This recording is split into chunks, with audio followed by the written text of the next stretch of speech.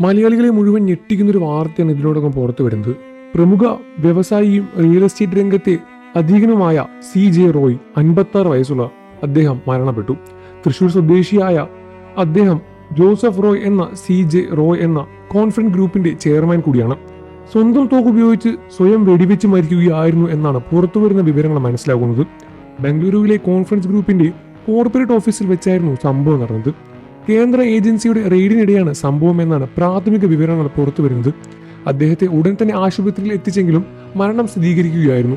Ashok Nagar police സ്ഥലത്തെത്തി നടപടികൾ സ്വീകരിച്ചിട്ടുണ്ട്. ഒരു സിനിമാ നിർമ്മാതാവ് കൂടിയാണ് അദ്ദേഹം. സ്ഥാപനങ്ങളിൽ കുറച്ച് ദിവസങ്ങളായി പരിശോധനകൾ നടന്നു വരികയായിരുന്നു.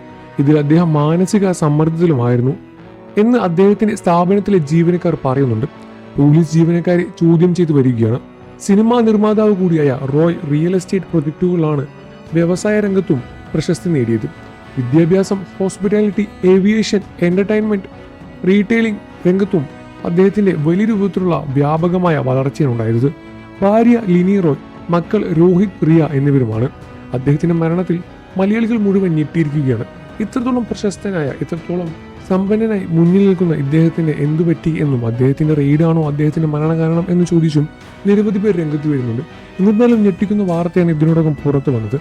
അദ്ദേഹത്തിന്റെ യഥാർത്ഥ കാരണം എന്താണെന്ന് ഇതിനോടകം മനസ്സിലായിട്ടുമില്ല. എന്നിരുന്നാലും അദ്ദേഹത്തിന്റെ വാർത്ത കേട്ട് ആദരാഞ്ജലികൾ അർപ്പിച്ചാണ് ഇപ്പോൾ പല പ്രമുഖരും രംഗത്ത് വരുന്നത്. വാർത്തകളും വിശേഷവും എത്രയും പെട്ടെന്ന് അറിയാൻ നമ്മുടെ വീഡിയോ ഒന്ന് ലൈക്ക് ചെയ്ത് ചാനൽ സബ്സ്ക്രൈബ് ചെയ്ത് സപ്പോർട്ട് ചെയ്യുക ഫ്രണ്ട്സ്.